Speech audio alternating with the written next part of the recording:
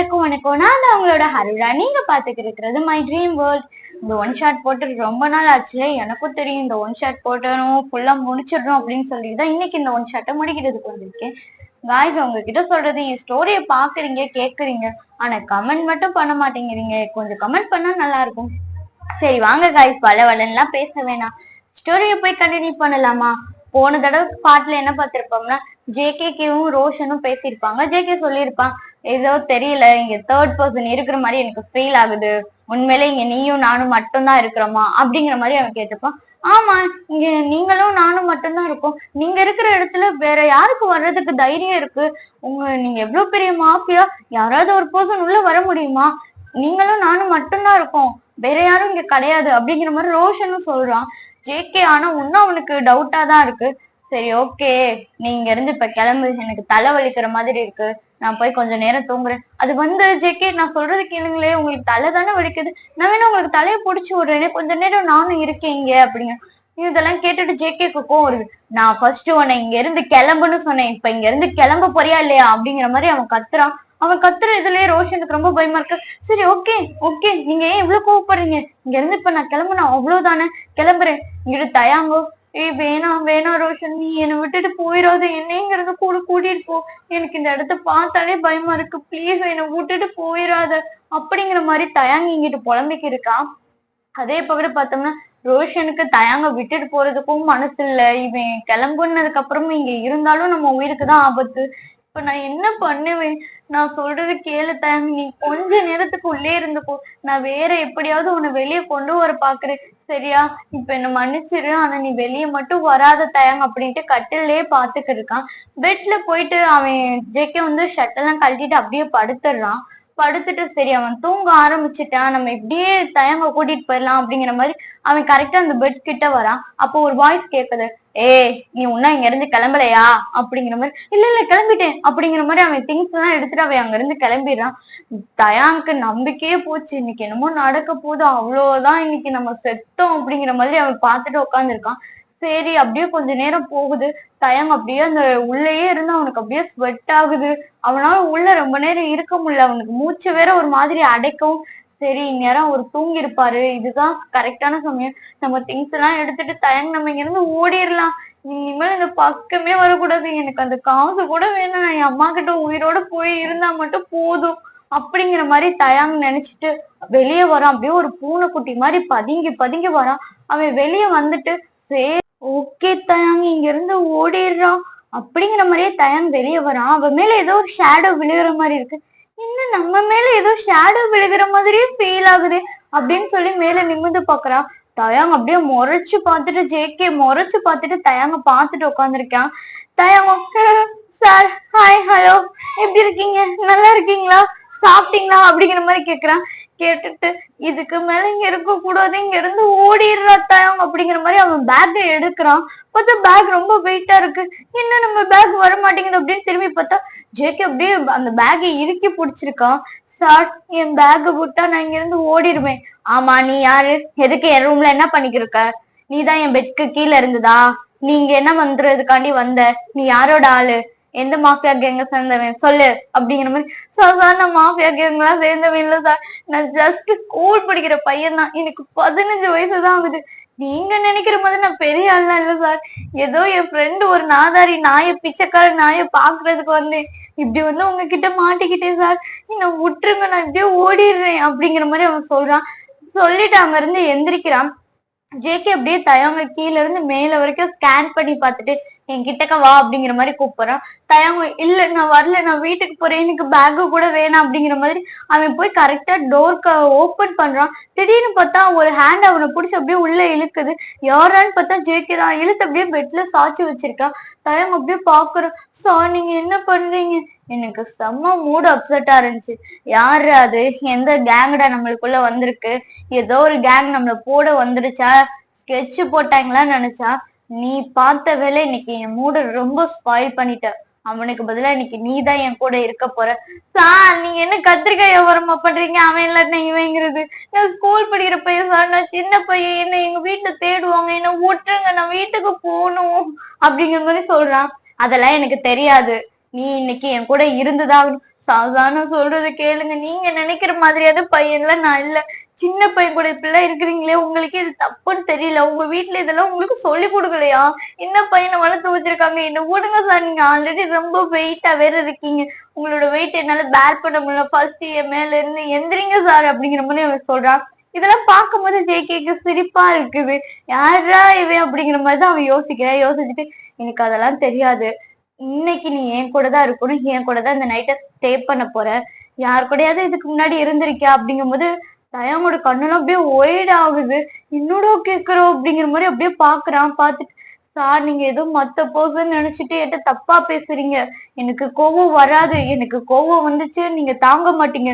ஒழுங்கு மரியாதையா என் மேல இருந்து எந்திரிங்க சார் அப்படிங்கிற மாதிரி அவர் ரொம்ப கோவத்துல கத்துறான். இத பார்த்துட்டு ஜேகேக்கு ரொம்ப கோவம் வந்துருது. வேணா அவன் கிட்ட யாருமே இந்த மாதிரிலாம் எதிர்த்து பேசினதே இல்ல.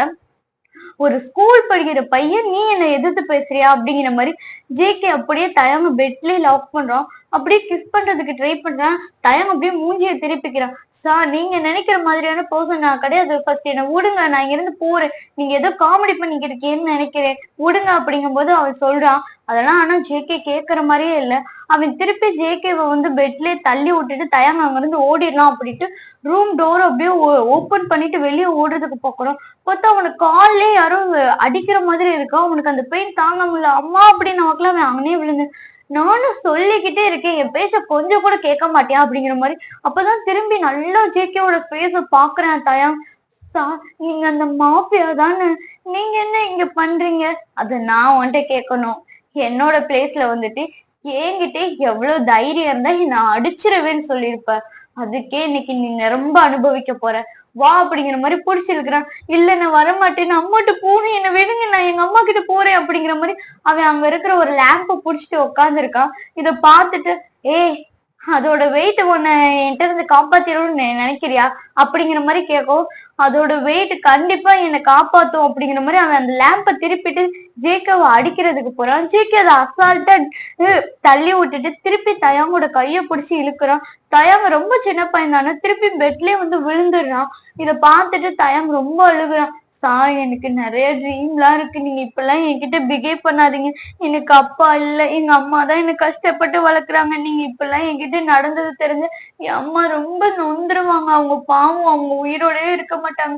ப்ளீஸ் என்ன விட்டுருங்க சார். நான் போகணும் அப்படிங்கிற மாதிரி அவன் ரொம்ப அழுகுறான். ஆனா இதெல்லாம் தயங்கு அழுகுறத பார்க்கும்போது ஜேகேக்கு இன்னும் இவனை அழ வைக்கணும் அப்படிங்கிற மாதிரிதான் தோணுது. அதனால அப்படியே தயாங்கோட மேலேயே ஜேகே ஏறி உட்காந்துக்கிறான். அவனால அந்த வெயிட்ட தாங்க முடியல தயாங்னால.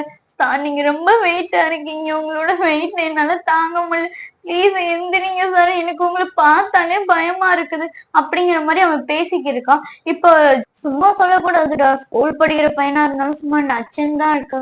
உன் மேல இருந்து வர ஸ்மெல் எனக்கு ரொம்ப பிடிச்சிருக்கு அப்படிங்கிற மாதிரி தயாங்க ஸ்மெல் பண்ணி பாக்குறான். தயாங்க்கு ரொம்ப ஒரு அருவருப்பா இருக்கு. நீ இவ்வளவு கேவலமா பிஹேவ் பண்ற. எனக்கு விடுடா அப்படிங்கிற மாதிரி அவன் கொஞ்சமா கத்த ஆரம்பிச்சிடுறான். இவன் கத்துறத பார்த்தோன்னா ஜேகேக்கு ரொம்ப கோவம் வந்துடுது. தயாங்கோட மேல ஏறி உட்காந்துட்டு தயாங்க அடிக்க ஆரம்பிச்சிடான். அவன் பண்ற ஸ்லாப் எல்லாம் கொஞ்சம் கூட தயாங்கனால அந்த வழியெல்லாம் கொஞ்சம் கூட அவனால தாங்க முடியல. அவன் அழ ஆரம்பிச்சிடான். ப்ளீஸ் எனக்கு ரொம்ப வலிக்குது. என்ன விட்டுருங்க. நான் வீட்டுக்கு போகணும். ஏன் இப்ப எல்லாம் பிஹேவ் பண்றீங்க? ப்ளீஸ் என்னால இந்த வலியெல்லாம் தாங்க முடியல. அப்ப நான் சொல்றத மட்டும் செய்டா அப்படிங்கிற மாதிரி சொல்றான். இதெல்லாம் கேட்கும் போது தயனுக்கு ரொம்ப கஷ்டமா இருக்குது. ஏன் இப்பெல்லாம் நடக்குது? கடவுளே எனக்கு மட்டும்தான் இப்பெல்லாம் நடக்கணுமா அப்படிங்கிற மாதிரி அவன் அழ ஆரம்பிச்சிடுறான். அப்படியே அவன் அழுகிறது கூட ஜேகே எந்த ஒரு கேரும் பண்ணிக்கிறாம தயாங்க கிஸ் பண்ண ஆரம்பிச்சிடான். கொஞ்சம் கொஞ்சமா அந்த கிஸ் ரொம்ப ஸ்ட்ராங்கா இருக்கு. தயாங்னால மூச்சே விட முடியல. அவன் மூச்சு விட முடியல. பிரீத் பண்றதுக்கு கஷ்டப்படுறான்னு தெரியும். ஜேகே அந்த கிஸ்ஸ ஸ்டாப் பண்ணிட்டு அப்படியே நெக்கு டிராவல் ஆகுது. நெக்ல இருந்து கொஞ்சம் கொஞ்சமா அவன் ஜஸ்ட் அந்த மாதிரி ஹிப்போ ஒவ்வொரு இடமா கிஸ் பண்ணி பைட் மார்க்கும் ஹிக்கி மார்க்குமா கொடுத்துட்டு இருக்கான். இதெல்லாம் கொஞ்சம் கூட தயாங்க பிடிக்கவே இல்லை. ஜேகே தயாங்க புஷ் பண்ணி தள்ளதான் பாக்குறான். ஆனா ஜேகேவோட மொத்த வெயிட்டையும் அப்படியே தயாங் மேல போடும். தயாங்னால எதுவுமே பண்ண முடியல. கொஞ்ச நேரத்துல அவன் அப்படியே பெயிண்ட் ஆயிடுறான். இப்படிலாம் பண்ணாதீங்க. இதெல்லாம் எனக்கு பிடிக்கல. எனக்கு ரொம்ப கஷ்டமா இருக்கு. ப்ளீஸ் இப்படி பண்ணாதீங்க அப்படிங்கிற மாதிரி அவன் ரொம்ப அழுகுறான். நான் கூட நினைச்சேன்டா ஸ்கூல் படிக்கிற பையன் உன்கிட்ட என்ன இருக்க போகுதுன்னு. ஆனா பரவாயில்ல. நீ எனக்கு நல்லாவே இதுவாதான் இருக்கிற. உன்கிட்ட கிடைச்ச இந்த கம்ஃபர்ட் வேற யாருக்கிட்டே எனக்கு கிடைக்கல. அப்படிங்கிற மாதிரி ஜேகே பேசுறான். இதெல்லாம் தயானுக்கு கொஞ்சம் கூட பிடிக்கல. அவன் திரும்பி அழுக ஆரம்பிச்சிடறான். இங்க பாரு, நீ இப்படி அழுதுகிட்டே இருந்தேன்னா வச்சுக்கோ, அப்புறம் நான் பண்ண போது உனக்கு வலிக்கும், அதுல கத்துறதுக்கு உனக்கு கொஞ்சம் கூட எனர்ஜியே இருக்காது, அழுகாத அப்படிங்கிற மாதிரி சொல்றான். இருந்தாலும் இதெல்லாம் கேக்குற மாதிரியே தெரியல. தயாங் திருப்பி அழுகதான் கண்டினியூ பண்றான். இதை பார்த்துட்டு ஜேகேக்கு ரொம்ப கோவம் வரவும் அவனோட டைய எடுத்து தயாங்கோட வாயிலே கட்டிடுறான். நீ கத்தாத அப்படிங்கிற மாதிரி. எனக்கு ரொம்ப இரிட்டேட்டிங் ஆகுது, கடுப்பாகுது அப்படிங்கிற மாதிரி. அவன் அப்படியே தயாங்கோட ட்ரெஸ்ஸை ஒவ்வொன்னா ரிமூவ் பண்ணும்போது தயாங்னால அதை அப்படியே தடுக்கிறதுக்கு எவ்வளவோ ட்ரை பண்றான். ஆனா அது எதுவுமே ஜேகே கிட்ட இதுவாகல. வேணா தயாங்க்கு 15 வயசு தான் ஆகுமா, அவனால இதெல்லாம் கொஞ்சம் கூட பேக் பண்ண முடியல.